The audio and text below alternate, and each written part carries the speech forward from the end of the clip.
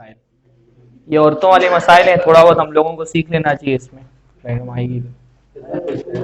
ہاں 80 80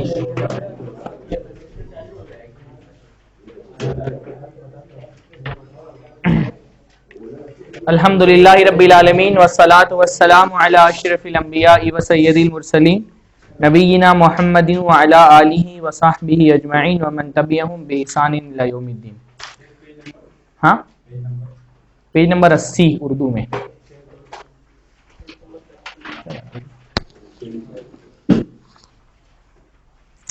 حیض، نفاس اور استحاضہ کے مسائل۔ یہ عورتوں کو جو الگ الگ طرح کے خون آتے ہیں تو وہ 3 طرح کے خون ہوتے ہیں، ایک حیض اور ایک نفاس اور ایک استحاضہ۔ پہلے ہم لوگ تینوں کا فرق دیکھ لیتے ہیں۔ حیض تو جو منتھلی ایک بالغ ہونے کے بعد عورت کو خون آتا ہے، جو اس کے بالغ ہونے کی علامت بھی ہوتی ہے۔ اور حیض کیوں آتا ہے آپ لوگوں کو تو پتا ہوگا نا، وہ عورت کا جو ایک بیضہ ہوتا ہے، اس کے یوٹریس میں جو بیضہ انڈا جو ہوتا ہے نا، وہ پیدا ہونے لگتا ہے، اور اس کے بعد جب کوئی اسپرم اس سے جا کر کے ملتا نہیں ہے تو وہ ضائع ہو کر کے پھر بہتا ہے، اور اسی کے ساتھ جو ہے وہ خون بھی بہتا ہے اس کا۔ تو ایک تو وہ حیض کا خون ہے جو ماہواری جس کو ہم لوگ بولتے ہیں نا، یا انگلش میں MC بولتے ہیں۔ کیا اس کا فل فارم ہوتا ہے؟ منتھلی، ہاں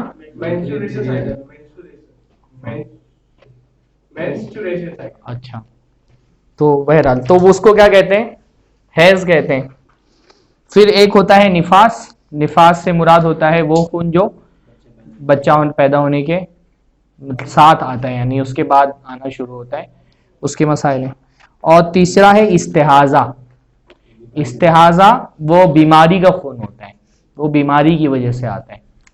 تو یہ 3 طرح کے خون ہیں، اور تینوں طرح کے خون کے الگ الگ احکام ہیں۔ حیض اس خون کو کہتے ہیں جو خواتین کو ہر ماہ چند متعین دنوں تک طبیعی طور پر رحم سے خارج ہوتا ہے۔ جو طبیعی یعنی یہ نیچرل چیز ہے نا، رحم یعنی جو یوٹریس ہوتی ہے عورتوں کی نا، وم بھی بولتے ہیں اس کو، وم بولتے ہیں نا انگلش میں، جہاں پہ بچہ ہوتا ہے جو پرورش پاتا ہے۔ تو وہاں سے ہر بعض عورتوں کو 3 دن 4 دن 5 دن 7 دن تک کے آتا ہے۔ ایام حیض کی تعداد یعنی کتنے دن تک حیض آتا ہے۔ حیض کے دنوں کی تعداد متعین نہیں ہے، البتہ عورتوں کی عمر، طبیعت اور آب و ہوا کے لحاظ سے دنوں کی تعداد میں کمی بیشی ہو سکتی ہے۔ یعنی بعض مرتبہ ابتدائی دنوں میں عورتوں کو کم حیض آتا ہے، پھر بیچ کی عمر میں زیادہ آتا ہے، آخر میں کم آنے لگتا ہے۔ اسی طرح موسم اور آب و ہوا سے بھی حیض کا جو مدت ہے وہ کم زیادہ ہوتی ہے۔ عام طور پہ 7 دن حیض کی مدت عورتوں کی ہوتی ہے، یا بعض علماء نے کہا کم سے کم 3 دن، عام طور پہ عورتوں کو 3 دن کم سے کم آتا ہے حیض کا۔ القصۃ البیضاء، صاف سفیدی۔ عورت اپنے حیض کے آخری دنوں میں خون کے بجائے صاف سفید پانی کے قطرے دیکھ لے تو ایام حیض کے ختم ہونے کی علامت ہوتی ہے۔ یعنی عورت جو ہے اس کی حیض کی ابتدا ہوتی ہے، ابتدا میں تو اس کو ایک دم جو ہے کالے رنگ کا خون آتا ہے، اور حیض جب ختم ہوتا ہے تو ختم ہونے کی 2 علامتیں ہوتی ہیں، یا تو خون بالکل آنا بند ہو جاتا ہے، یا پھر اس کو سفید پانی کی طرح پانی آنے لگتا ہے، جس کو کیا کہا جاتا ہے؟ القصۃ البیضاء۔ قصہ سمجھتے ہیں نا، القصۃ البیضاء۔ تو وہ جو سفید پانی جب آنے لگتا ہے، سفید پانی اس بات کی علامت ہوتا ہے کہ حیض ختم ہو گئے۔ دیکھیے حیض کا مسئلہ صرف عورتوں کا مسئلہ نہیں ہے، حیض کے مسئلے کے ساتھ بہت سارے معاملات کے مسائل جڑے ہوئے ہیں۔ جیسے طلاق کا مسئلہ حیض کے مسئلے کے ساتھ جڑا ہوا ہے نا، آپ حیض کی حالت میں طلاق عورت کو نہیں دے سکتے، تو طلاق دیں گے تو طلاق نہیں ہوگی۔ اسی طرح سے حیض کے مسئلے کے ساتھ عدت کا مسئلہ جڑا ہوا ہے نا۔ عدت کا مسئلہ جڑا ہونے کا مطلب کیا ہوتا ہے؟ آدمی نے اگر مان لیجیے کہ طلاق دی عورت کو، پہلی طلاق، تو 3 حیض کی عدت تک کے وہ عورت سے رجوع کر سکتا ہے۔ اگر 3 حیض کے درمیان اس نے رجوع نہیں کیا اور تیسرا حیض ختم ہو گیا تو وہ اس کی بیوی نہیں رہ جاتی ہے۔ اب حیض کب ختم ہوگا؟ یا تو خون آنا بند ہو جائے یا تو سفید پانی آنے لگے. یہ دونوں کیا ہے؟ حیض کے ختم ہونے کی علامت ہے. تو اب وہ جو عدت ختم ہونے کا معاملہ بھی ہے نا، اس سے بہت سارے مسائل جڑے ہوئے. مثلاً مان لیجیے کہ ایک آدمی نے اپنی بیوی کو طلاق دی اور اس کا تیسرے حیض کے درمیان میں اس شوہر کی وفات ہو گئی، تو عورت وارث بنے گی کہ نہیں بنے گی؟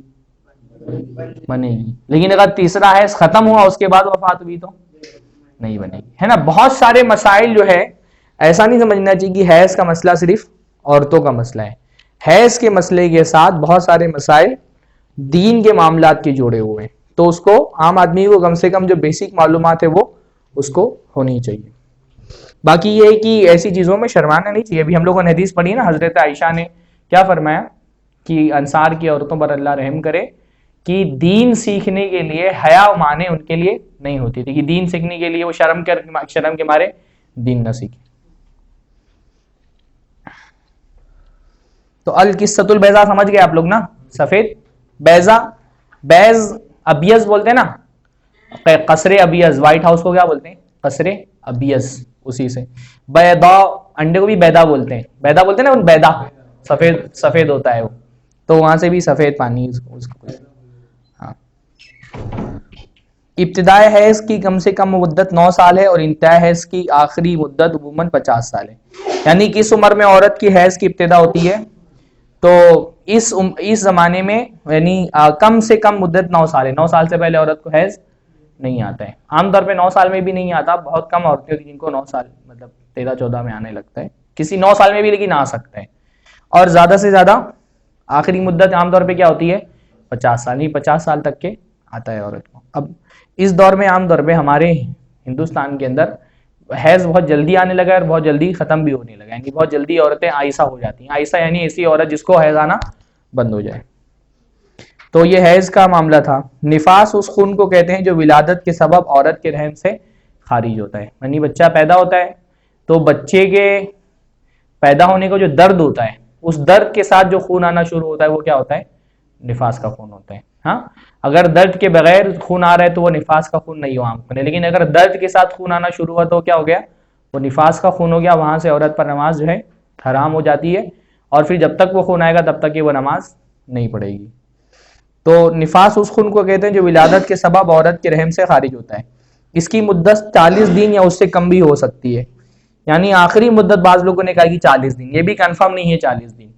کبھی کبھی 40 سے زیادہ بھی آ سکتا ہے، لیکن عام طور پہ 40 سے کم ہی آتا ہے. یعنی 40 بھی خاص طور پہ اس دور میں جب ہاسپٹل وغیرہ میں آپریشن وہ ہوتا ہے یا مطلب ڈیلیوری ہوتی ہے تو کیونکہ بہت صاف کر دیتے ہیں تو عام طور پہ 40 دن بھی بہت ساری عورتوں کو نہیں آتا ہے. پر یہ بھی ہوتا ہے نا کہ بعض مرتبہ عورت کو نفاس کا خون آتے آتے حیض کا خون آنے لگتا ہے بعض عورتوں کو. تو اگر 40 دن سے زیادہ بھی خون آ رہا ہے تو بھی وہ عورت نماز نہیں پڑے گی جب تک یہ کنفرم نہ ہو جائے کہ حیض کا نفاس کا خون بند ہو گیا ہے اور دوسرا کوئی خون آنے لگا ہے، یعنی استحاضہ کو خون نہ آنے لگا. مسئلہ: اگر ولادت سے 1 یا 2 دن پہلے درد ذہ کے ساتھ خون آئے تو وہ نفاس کا خون شمار ہوگا. درد ذہ سمجھتے ہیں؟ جو ڈیلیوری کا جو پین ہوتا ہے نا، اس کو کیا کہتے ہیں؟ درد ذہ.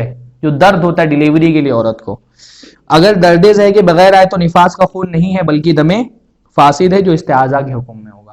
میں نے بتایا نا کہ اگر ڈیلیوری سے پہلے خون آنا شروع ہوا ہے تو یہ دیکھیں گے کہ اس کے ساتھ درد ہو رہا ہے کہ نہیں ہو رہا ہے. اگر درد کے ساتھ خون آ رہا ہے تو وہ کیا ہے؟ نفاس کا خون ہے. اور درد کے بغیر خون آ رہا ہے تو اس کا مطلب وہ بیماری کا خون ہے، دم فاسد ہے، تو اس پر استحاضہ والے احکام لاگو ہوں گے. حیض اور نفاس کی حالت میں کیا کیا کام ممنوع ہیں؟ نمبر 1، نماز پڑھنا. نماز پڑھنا حیض کی حالت میں منع ہے، پھر جب پاک ہو جائے گی تب قضا کرے گی. قضا بھی نماز کی قضا نہیں ہے. نمبر 2، روزہ رکھنا. حیض اور نفاس کی حالات میں روزہ رکھنا منع ہے، اور جب پاک ہو جائے گی تب قضا کرے گی، قضا کرے گی. ہاں. نمبر 3، مسجد میں قیام کرنا، البتہ ضرورت کے وقت مسجد سے گزر سکتی ہے. یہ اختلافی مسئلہ ہے کہ حائضہ عورت مسجد میں جا سکتی ہے کہ نہیں جا سکتی. بہت اس پہ لمبا ڈیبیٹ ہے. ہاں بہت لمبا ڈیبیٹ ہے، الگ الگ علماء کے الگ الگ رائے ہیں. میرے علم کے مطابق جو راجح مسئلہ ہے وہ یہ ہے کہ حائضہ عورت مسجد میں جا سکتی ہے، اس شرط کے ساتھ کہ جانے کی اس کو ضرورت ہو، بغیر ضرورت کے نہ جائے. اور دوسرا یہ کہ مسجد گندی نہ ہو اس کے جانے کی وجہ سے، یعنی وہ جو سینیٹری پیڈ وغیرہ ہوتا ہے وہ پہن کر کے جائے تاکہ مسجد میں گندگی نہ ہو۔ تو صحیح بات یہ ہے کہ حائضہ عورت کو مسجد میں جانے سے روکنے کے لیے کوئی واضح دلیل موجود نہیں ہے، اور حیض جو ہے وہ عموم بلوا والی چیز ہے نا، یعنی عام طور پہ عورتوں کو ہر زمانے میں حیض آتا تھا، اس زمانے میں بھی آتا تھا، تو اگر منع ہوتا تو اس کے لیے کوئی صحیح صریح روایت موجود ہوتی تھی، لیکن کسی بھی صریح اور صحیح روایت میں حائضہ عورت کو مسجد میں جانے سے روکا نہیں گیا ہے، اس کے برخلاف بلکہ بہت ساری دلیلیں مل جاتی ہیں۔ مثلا حضرت عائشہ سے اللہ کے نبی نے کہا کہ مجھ کو وہ چٹائی خمرہ اٹھا کر کے دو مسجد کے اندر سے، تو اللہ کے نبی نے فرمایا، حضرت عائشہ نے فرمایا میں حیض سے ہوں، تو اللہ کے نبی نے فرمایا ان حیضتکی لیست فی یدکی، تمہارے ہاتھ میں تمہارا حیض نہیں ہے نا، تو جو حکم ہاتھ کا ہے وہی حکم پورے جسم کا ہے۔ یا حضرت شیخ البانی وغیرہ نے بہت ساری روایتوں سے استدلال کی ہے۔ تو بہرحال میرے علم کے مطابق تو صحیح بات یہ ہے کہ حائضہ عورت کو مسجد سے روکنے کی کوئی صحیح دلیل موجود نہیں ہے۔ تو چوتھی چیز بیت اللہ کا طواف کرنا، اگر عورت حائضہ ہے یا نفاس ہے تو بیت اللہ کا طواف نہیں کر سکتی۔ پانچویں چیز مصحف چھونا، مصحف چھونا یعنی قرآن چھونا، قرآن چھونے سے بھی منع کرنے کی کوئی صریح دلیل نہیں ہے، تو چھو سکتی ہیں انشاءاللہ۔ بعض علماء نے کہا ہے کہ احتیاطاً اختلاف سے بچنے کے لیے گلبس وغیرہ پہن لیں، ہاں چھو سکتی ہیں، پڑھنے والی لڑکیاں چھو بھی سکتی ہیں، اسی طرح سے اختلاف سے بچنے کے لیے گلوز وغیرہ پہن لیا، پارا لے لے، پارا جو ہے وہ مصحف کے حکم میں نہیں آتا ہے، پورا قرآن کا الگ حکم ہے اور جو پارے ہوتے ہیں نا ان کا حکم الگ ہے، اسی طرح ترجمہ قرآن لے لے یا تفسیر لے لے تو بھی مصحف کے حکم میں وہ نہیں آتا ہے، تو یہ اختلاف سے بچنے کی بات ہے، ورنہ مصحف چھونے میں کوئی حرج نہیں ہے۔ نمبر 6 جمع کرنا، نفاس اور حیض کی حالت میں جمع کرنا حرام ہے، اس کا کفارہ ہے۔ نمبر 7 طلاق دینا، حیض یا نفاس کی حالت میں عورت کو طلاق دینا حرام ہے، گناہ ہے، بدعت ہے نا۔ حالت حیض میں دی گئی طلاق کو طلاق بدعی کہا جاتا ہے، حالت حیض میں طلاق دی گئی طلاق کو طلاق بدعی کہا جاتا ہے، اور اہل حدیث علماء کے ہاں بدعی طلاق واقع نہیں ہوتی۔ یہ مسئلہ بتانا چاہیے، بہت سارے لوگ جو ہیں وہ طلاق دے دیتے ہیں اور فتویٰ لے لیتے ہیں اور یہ کنفرم نہیں کرتے کہ جس حالت میں انہوں نے بیوی کو طلاق دی تھی کہیں وہ حالت ادھر دیکھیے، بہت اہم بات ہو رہی ہے۔ بعض لوگ کیا ہے بیوی کو طلاق دینے کے لیے مسئلہ پوچھنے کے لیے آتے ہیں اور فتویٰ لے لیتے ہیں، لیکن وہ یہ کنفرم نہیں کرتے کہ عورت حالت حیض میں تو نہیں تھی یا ایسی طہر کی حالت میں تو نہیں تھی جس میں ہم بستری کی تھی، یعنی دو حالتوں میں طلاق دینا منع ہے نا، پہلا حیض کی حالت میں طلاق نہیں دے سکتے، دوسرا حیض آنے کے بعد اگر عورت سے ہم بستری کر لی ہے تو پھر اس پاکی میں طلاق نہیں دے سکتے ہیں، آپ کو انتظار کرنا پڑے گا، عورت ناپاک ہوگی پھر پاک ہوگی پھر آپ کو طلاق دینا ہے۔ اگر حالت حیض میں طلاق دے دی ہے یا ایسے پاکی میں طلاق دے دی جس میں ہم بستری کی تھی تو طلاق نہیں ہوگی، اس لیے ہمارے یہاں کوئی فتویٰ لینے کے لیے آتا ہے تو یہ دو چیزیں ہم لوگ کنفرم کرتے ہیں، پہلا حالت حیض میں نہ ہو اور دوسرا ایسے طہر میں نہ ہو جس میں اس نے ہم بستری کی ہوئی۔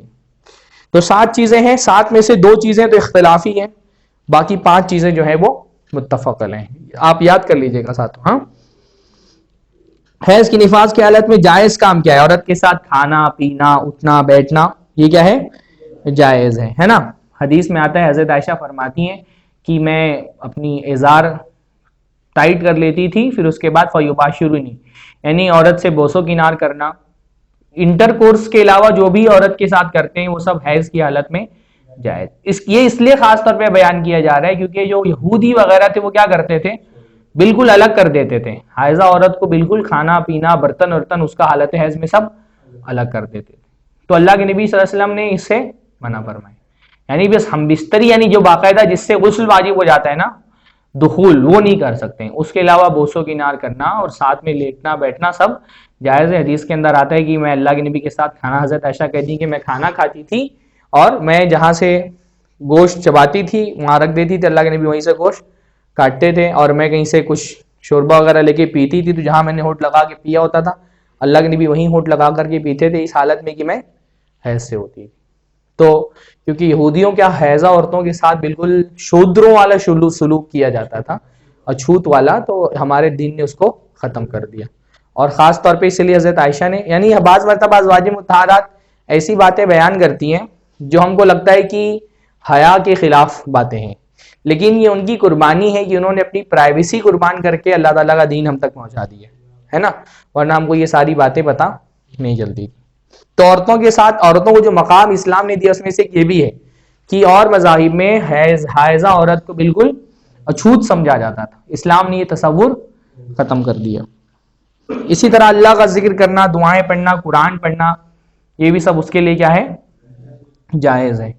ہاں یہ خاص طور پہ گھر کی عورتوں کو اس کی تاکید کرنی چاہیے، مطلب بیوی کو اپنے خاص طور پہ، کہ ہم رمضان وغیرہ میں روزہ نہیں رکھ سکتی ہے اور نماز نہیں پڑھ سکتی ہے، تو ہوتا یہ کہ پھر حائضہ عورت ہر چیز سے بالکل رمضان کی برکت سے خود کو محروم کر لیتی ہے، تو صرف وہ نماز نہیں پڑھ سکتی ہے اور روزہ نہیں رکھ سکتی، باقی اللہ کا ذکر کرنا، دعائیں پڑھنا، قرآن پڑھنا، وہ ساری چیزیں اس کو جاری رکھنا چاہیے۔ تو بالکل چھٹی لے لیتی ہیں 6-7 دن کے لیے، اور اتنے اہم مہینے میں 6-7 دن بغیر عبادت کی گزار دے دینا بہت افسوسناک ہے۔ روزہ نہیں تو اس کا کیا مطلب کہ دین کا کوئی کام نہیں کرے گی، تلاوت اور ذکر و اذکار مسلسل، دعائیں وغیرہ مسلسل جاری رکھنا چاہیے۔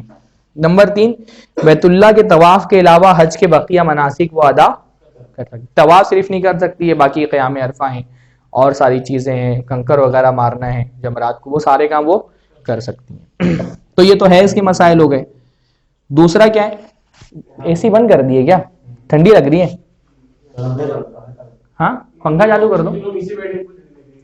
اچھا تو سوئنگ کر دو نا اس کو تھوڑی،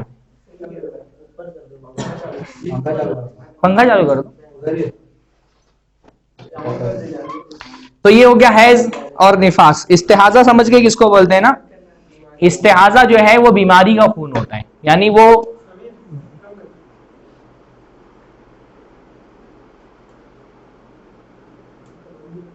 عورتوں کو جو یوٹرس سے، ان کے بیضہ سے، ان کے عورتوں کے انڈے کے ضائع ہونے کی وجہ سے جو خون آتا ہے، وہ اصل میں جب بچہ پیدا ہونے کے لیے وہ انڈا ہوتا ہے، پھر انڈے کے اوپر ایک پوری تہ بن جاتی ہے نا، بچے کو سنبھالنے کے لیے ایک پورا، وہ بچہ پیدا ہو یا نہ ہو اللہ تعالیٰ پہلے سے عورت کے اس میں انتظام کر دیتا ہے اس کے لیے، تو وہ خون وغیرہ جو ہوتا ہے، تاکہ اگر اسپرم جا کر کے اس بیضے سے ملے گا تو پھر کیا ہوتا ہے، بچے کا ڈیولپمنٹ وہیں سے شروع ہو جاتا ہے۔ تو وہ جو انتظام ہوتا ہے خون وغیرہ کی شکل میں، وہی جب کوئی ہم بستری کرتا ہے آدمی اور وہ اسپرم جو ہے وہ بیضے تک نہیں پہنچ پاتا ہے، تو وہی خون کیا ہوتا ہے، پھر وہ خون اور وہ انڈا سب وہ جو ہے بہ جاتا ہے اسی کے اندر۔ تو استحاضہ کا جو خون ہوتا ہے وہ اس کی وجہ سے نہیں ہوتا ہے، وہ کسی رگ کے پھٹ جانے کی وجہ سے یا کسی بیماری کی وجہ سے ایکسٹرا خون آ رہا ہوتا ہے۔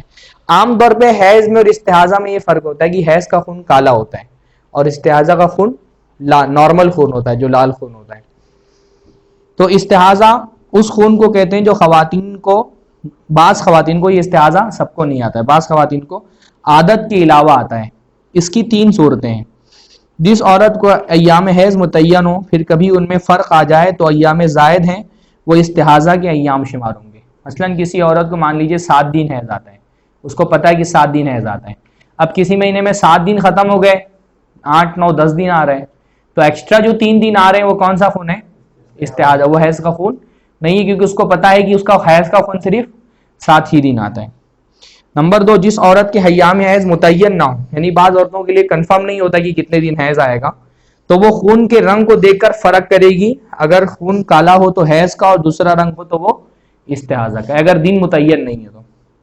نمبر 3، جس عورت کے ایام حیض متعین نہ ہو، نہ ہی خون کے رنگ میں فرق کر سکتی ہو، تو اپنی پرانی عادت یا اپنی جیسی عورتوں کے مطابق حیض اور استحاضہ کا تعین کر لے گی۔ اگر مطلب دن متعین نہیں ہے کہ کتنا دن حیض آتا ہے اور خون میں بھی فرق نہیں سمجھ میں آ رہا ہے، تو وہ دیکھے گی کہ اس کے گھر میں، خاندان میں یا اپنی جیسی عورتوں میں کتنا دن خون آتا ہے، اتنے خون کو وہ حیض شمار کرے گی، باقی خون کو وہ استحاضہ شمار کرے گی۔ بعض ایک علماء یہ بھی کہتے ہیں کہ حیض کے خون میں خاص طرح کی عورت کے اندر درد ہوتا ہے، اس کا مزاج ایک خاص طرح کا ہوتا ہے، کمر وغیرہ میں درد ہوتا ہے، تو جب تک کہ وہ درد اور جو حیض کی کیفیت ہوتی ہے، اس کیفیت کو جب تک وہ محسوس کر رہی ہے تب تک وہ حیض کا خون تھوڑا چڑچڑا پن بھی ہو جاتا ہے۔ عورتوں کو جو حیض میں طلاق دینے کی ممانعت ہے، اس کی ایک وجہ یہ بھی ہے کہ عورتوں میں تھوڑا سا حیض کی حالت میں چڑچڑا پن ہوتا ہے، وہ ایک طرح کی بیماری کی بھی حالت ہوتی ہے۔ اور ایک بات یہ بھی ہے کہ اب اپنے پاس بہت زیادہ آپشن ہوتے ہی نہیں ہے، تو شوہر بھی جو ہے وہ عورت سے دور ہی رہتا ہے حیض کی حالت میں، مطلب ہم بستری والے تعلقات اس کی وہ رغبت نہیں رہ جاتی ہے، تو اس رغبت نہیں رہنے کی وجہ سے بھی تھوڑا آدمی کے اندر بھی ایک چڑچڑاپن ہوتا ہے، یا وہ جو عام دنوں میں تعلقات ہوتے ہیں وہ تعلقات حیض کی حالت میں نہیں رہتے، تو حیض کی حالت میں ہو سکتا ہے اس وجہ سے بھی طلاق دے دیں. ورنہ عورت بعض مرتبہ اپنی جو ہے رغبت سے اور رعنائی سے آدمی کو زیر کر لیتی ہے عام حالت میں، لیکن ان حالتوں میں وہ خود اپنے اندر تھوڑا سا چڑچڑاپن اس کے اندر ہوتا ہے.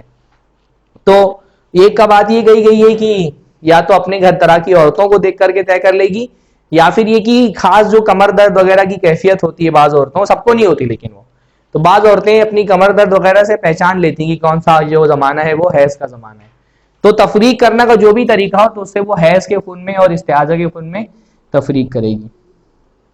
استحاضہ کے حکام: اس حالت میں معمول کے مطابق تمام عبادتیں انجام دے گی.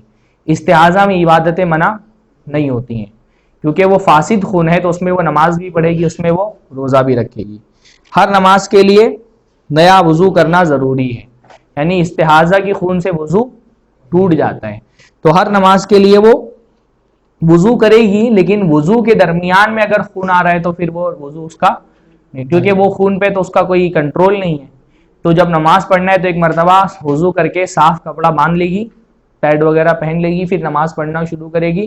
اب نماز کے درمیان میں اگر خون آ رہا ہے تو اس کے لیے وہ پابند نہیں ہے، پھر اس کی نماز نہیں ٹوٹے گی، تو ایک وقت کی نماز وہ پڑھ لے گی، لیکن دوسرے وقت کی پھر اس وضو سے وہ نہیں پڑھ سکتی، اس کے لیے پھر سے وہ وضو کرے گی. استحاضہ ہی کے خون پر ایک قیاس کرتے ہوئے علماء نے کہا کہ جن کو سلسلۃ البول کی بیماری ہوتی ہے نا، مسلسل پیشاب کے قطرے ٹپکتے رہتے ہیں، ان کا بھی یہی حکم ہے، کیونکہ وہ پیشاب کے قطرے روک نہیں سکتے، تو ایک مرتبہ وہ وضو کر کے پیڈ اپنا وغیرہ جو بھی کپڑا وپڑا ہے باندھ لیں گے، پھر اس کے درمیان میں اگر ان کا پیشاب کا قطرہ ٹپک رہا ہے تو وہ اس سے ان کا نماز ایک وقت کی نماز وہ پڑھ سکتے ہیں. اگر ہر نماز کے لیے غسل کر سکتی ہے تو یہ مستحب ہے، ہاں، اور اگر ایک غسل کے ساتھ ظہر اور عصر کو جمع کرے اور مغرب اور عشاء کو ایک غسل کے ساتھ جمع کرے تو یہ بھی کیا ہے، مستحب. یعنی تین طریقے ہو گئے. پہلا طریقہ کیا ہے، غسل نہیں کرے گی، ہر نماز کے لیے نئے سرے سے وضو کرے گی. دوسرا کیا ہے، ہر نماز کے لیے غسل کرے گی. تیسرا کیا ہے، دو دو نمازوں کو جمع کر کے ان کے ساتھ غسل کر کے پڑھے گی، یعنی فجر میں جو ہے استحاضہ والوں کے لیے کہ ظہر اور عصر کو جمع کر لیا اور مغرب اور عشاء کو چاہے جمع تقدیم چاہے جمع تاخیر کر کے، اور ایک ایک وضو کے ساتھ ایک ایک غسل کے ساتھ ایک نماز اور پھر دو دو نمازیں ایک ایک غسل کے ساتھ ادا کر لیں. حیض کی تعریف ذکر کریں. کیا ہوتا ہے حیض؟ اوپر لکھا ہے نا، اس خون کو کہتے ہیں جب خواتین کو ہر ماہ چند متعین دنوں تک طبیعی طور پر رحم سے خارج ہوتے ہیں. سوال آ سکتا ہے امتحان میں. ہاں بتائیں، حائضہ کے لیے نماز پڑھنا اور روزہ رکھنا کیسا ہے؟ ہاں جائز نہیں ہے، لیکن نماز کی قضا، ہاں روزوں کی قضا ہے.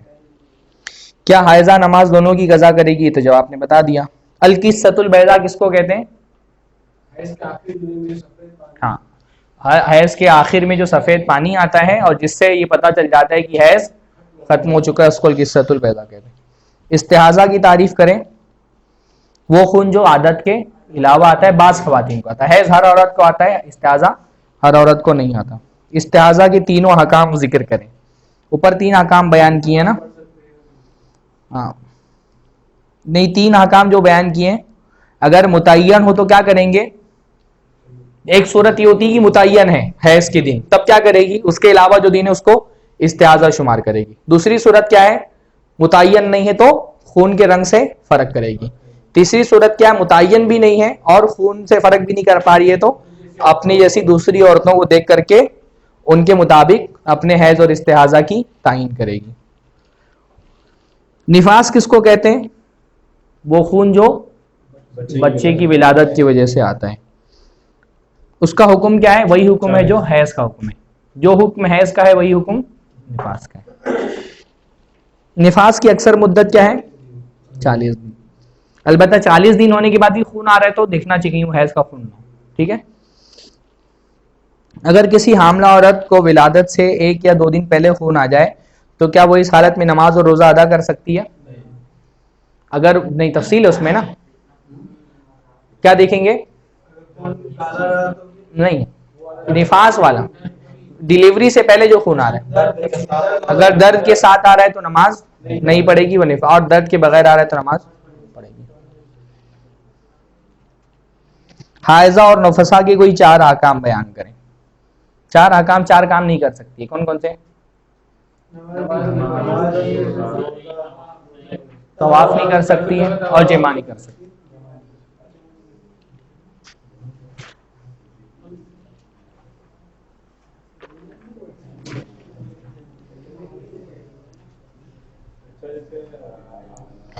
اب یہ رہنمائی معلم میں کچھ مسائل ہیں، وہ بھی دیکھ لیجیے۔ ہاں،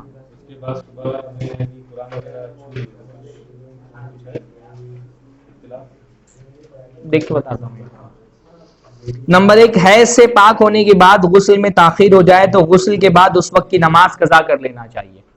یعنی حیض سے اگر پاک ہو گئی ہے اور غسل نہیں کر پائی، غسل میں تاخیر ہو گئی، تو حیض سے پاک ہوتی کیا ہوتا ہے اس کے اوپر نماز، اور غسل بھی کیا ہوتا ہے، فرض ہو جاتا ہے۔ تو اس کے بعد سے جو بھی نماز اس سے چھٹی ہے اس کو اس کی قضا کرنی پڑے گی، ہے نا۔